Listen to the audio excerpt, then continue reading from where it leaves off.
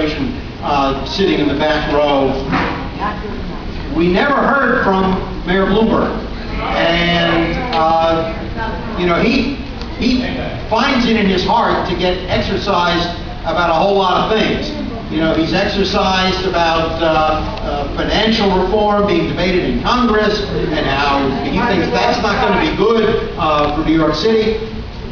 The loss of this hospital, the loss of the only hospital between what used to be called Beekman Downtown and Roosevelt on 60th Street, the loss of the only hospital in that stretch of the world that is home to several 100,000 people and the workplace of several million people, that can't be good for New York City. I think the mayor should have been in a couple of press conferences at least.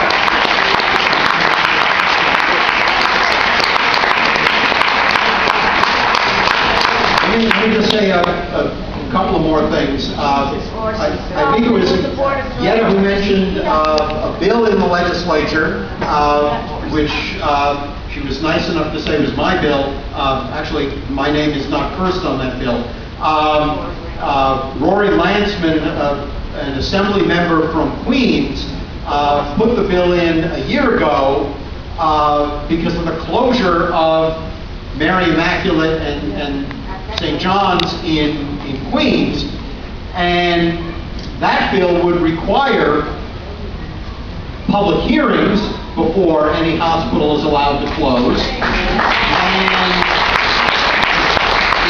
and an investigation by the health department, and not only an investigation about the impact of the proposed closure, but a report with recommendations from the health department that would be made public on what the impact of that closure would be and detailing what the alternatives were.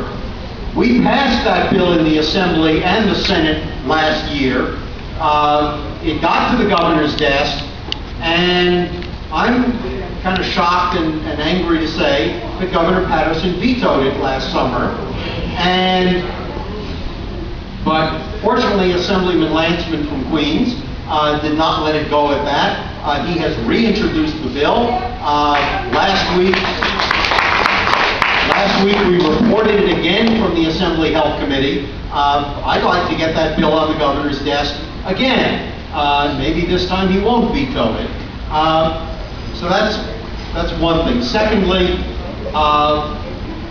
we must not take the closure of St. Vincent's as the end of the story. I think we have to keep fighting to get a hospital in this community, whether it's under St. Vincent's name or somebody else's name. I'm not particularly fussy, but we need a hospital in this community.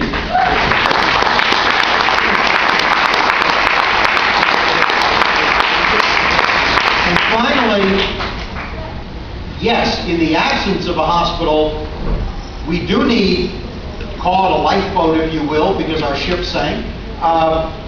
We do need people to come into this community and run community health centers and outpatient care and yes, even urgent care.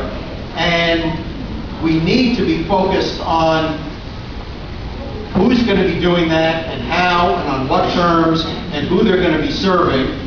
And that's an important issue, but as important as all those things are, continuing the fight to get us a hospital back is even more important, and we must never let anybody tell us that anything else is good enough.